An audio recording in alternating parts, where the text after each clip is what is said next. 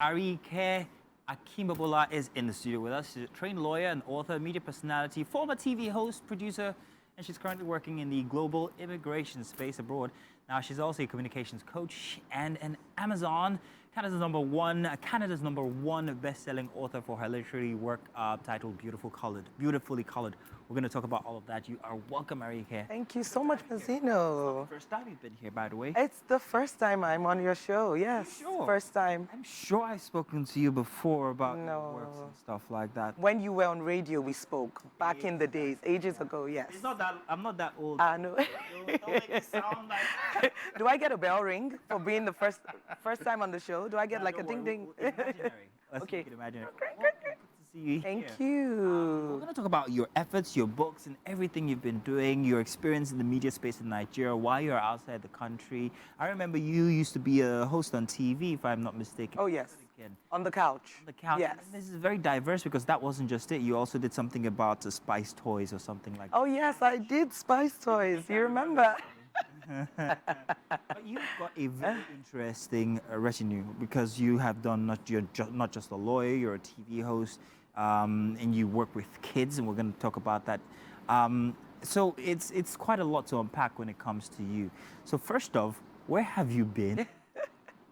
I mean, thank you so much for all the accolades and, you know, just taking me down memory lane. I've been in Canada. I moved to Canada about 4.5 years ago. My kids are schooling there. And, you know, I felt that it was time to take a break from everything that I was doing here. And, you know, I also wanted to search for new opportunities, which I'm very thankful for because that birthed, you know, my works. This was a book that I wrote in Nigeria back in 2015.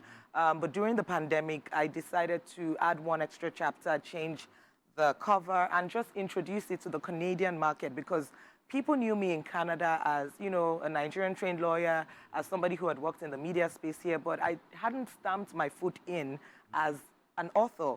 So I felt that, you know, just revamping this book was a way to just kind of reintroduce myself into that space as an author. And this book did very well, this Cost of Our Lives. You know, it pretty much talks about, it highlights social issues such as child trafficking, cyberbullying, child abuse. And these are issues that, you know, we're constantly faced with. And a lot of people don't really talk about these things. You know, people talk about them, but people still shy away from them. So I wanted to highlight them in this book, which is Cost of Our Lives, where you have people telling, you know, other people's kids, say, oh, I'm going to take you abroad, I'm going to send you to school. And then those people get abroad, or even girls, Dubai, the things that are going on in our society. They get abroad and then they flip the script on them. They are asked to do things for money, things that they would not necessarily have done in the past. Based on the experience of people that you've spoken to. And all. So I did put this, so I'm very creative. And, you know, having worked in the media space and then being a trained lawyer, I've seen a lot of things happen in the society. So these are not personal stories of people or my personal story, but this is as a result of the things that I have seen in the society, and that's why I put this together. And of course, having put this together, I began to look for books that would teach. I have 3 boys, and when we moved to Canada, it was a very new space for them. They were in schools, they were in classes where they were the only ones that looked the way they looked. And I was looking for books on diversity and inclusion where I would show them to make them see that, you know, the world is very global. It's the people from everywhere, and regardless of the color of your skin, you are beautifully colored. And I wasn't seeing the types of books that would easily show children diversity and inclusion. So, of course, you know how they say, if you're looking for a book to read and you don't find it, how about you write it? So that's pretty much what birthed this book, Beautifully Colored. Interesting. I really wanted to talk about Beautifully Colored and the whole jackpot thing. Now, as parents or as adults, we seemingly are prepared for the changes. We've been coached, we've done our research, we go outside the country, and perhaps maybe we can manage it, apart from the weather, we can manage it when we get there. But nobody ever considers the effect on the kids when they get there. How do they adjust to the weather, to the people, the culture shift? It's actually a shock. So it's very interesting that you should actually put this together, beautifully colored. In your experience and with your boys, how did they adapt to the system when they got there? Maybe this is something some parents who are planning to immigrate need to know. How did they adjust? And what advice do you have for people? Kids out? I do love that you asked this question because this is one of the things that I really wanted to talk about because I'm very passionate about children. As a mother of 3 and, as someone who has seen life from different points of views and perspectives, first thing I did when we moved to Canada, I didn't work for about 7 months because I wanted to get my children psychologically ready for their new reality. And I hear a lot of people saying, "Oh, I want to jackpot, I want to jackpot." People are like, "Oh, there's a lot of work in Canada. There are jobs there. People want to come, hit the ground running, start working." But for me, and this is my truth. Everyone's truth and reality is different, and I totally understand, and that's their own. But for me, I wanted my children to be ready, and I went with a 3-year-old. My older kids then were about 10 and 9. Now they're 15 and 16 and 14. I wanted them to be ready in terms of, they go to school, they come back. I'm the first person they're seeing. And I ask questions. I'm asking them, what happened at school today? Who did you play with? What did your friends say to you? Because these are very important things. Now, I find that the kids who have a harder time are kids who have nobody to talk to. They get back home, maybe mommy has gone for night shift, she just came back the morning, after in the afternoon she's going for another job, daddy is not at home, he's working. So you find that you have children who are running into depression because they are bottling in so much. They're going through a lot of things at school, the same way as adults. For me as well, there was a culture shock. What's the effects on the kids? So the effect on the kids, I would believe they would start to act out or they'll go into a shell. So, different reactions. And depression in adults is real. You don't even want to know what depression in, especially teenagers, looks like. And for me as a mother, these are things that I had already did my research on because I will not just travel or move abroad without doing my research. And for people who want to move abroad for school or whatever reason it is, I would say first thing you should do, whether you're a parent or not, do your research. Learn how they live over there. And know that what you're doing here is like the difference is like night and day. Between here and there, there's a lot of snow. There's a lot to unpack. One more question. So yes. The title of the book, Beautifully Colored, has a cultural connote to it.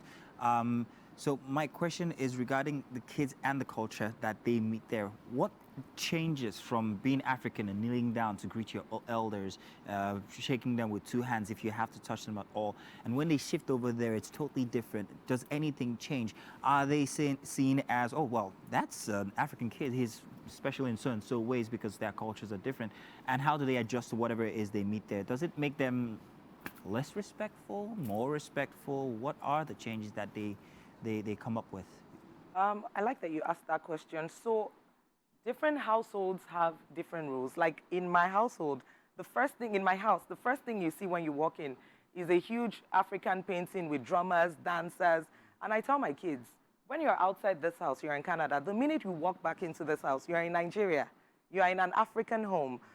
So I am training them to understand my culture. My kids speak Yoruba because I speak Yoruba to them. And, everyone has, some people will say, oh, I don't want my kids to know how to speak Yoruba. Everyone has what they want for their kids.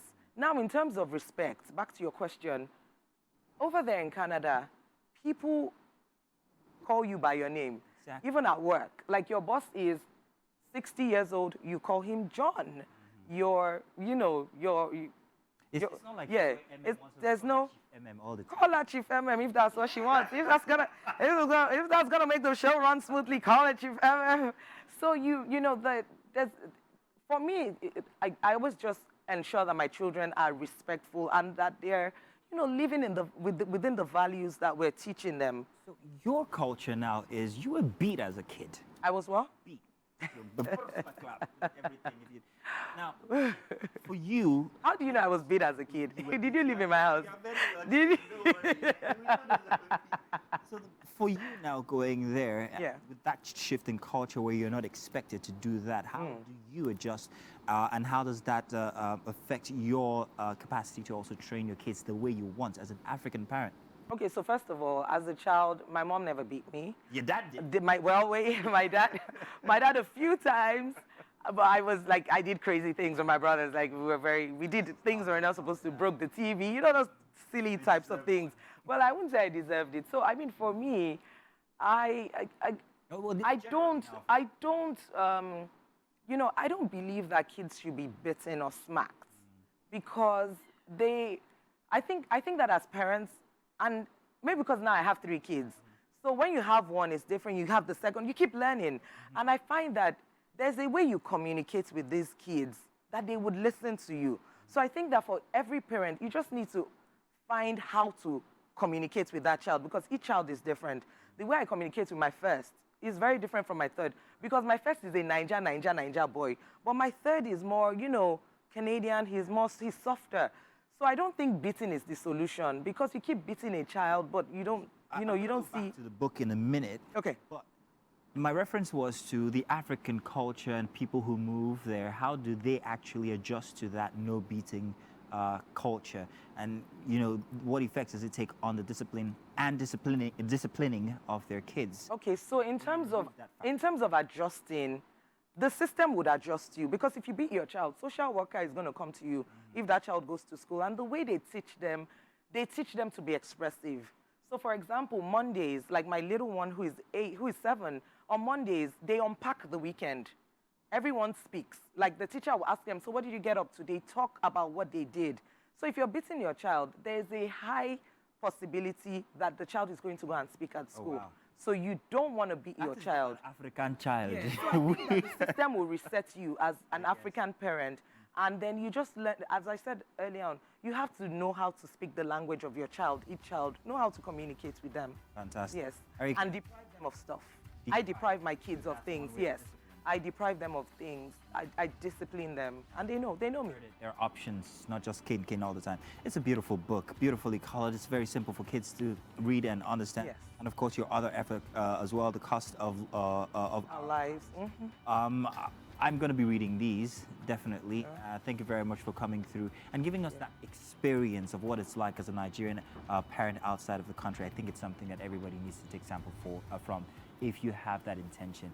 It's been fantastic. Thank you so much. Thank you for stopping by. Thank you. To Canada. I'm off tomorrow. Oh. Yeah. Okay, well, we will miss you. Do come back anytime. Thank you. I will, Bring something definitely. new, maybe another book or something. Definitely. I'm working on my next book. That's great. Yes, I'm working on the next one. Can't wait to see it. Well, thank you very much for joining us. It's been a fantastic Thursday edition. We've got books and paintings and great people with great talents all through the show. But at the end, we have come to this point.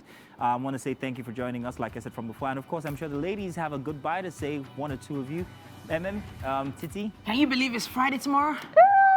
Already? Counting down to the weekend. Yes, I'm super stoked. I hope you're as well. But tomorrow is Game day! Yeah, Yes. she forgot. Make sure you stay tuned for that one from 7 a.m. People, yeah, people have a great day ahead. Bye!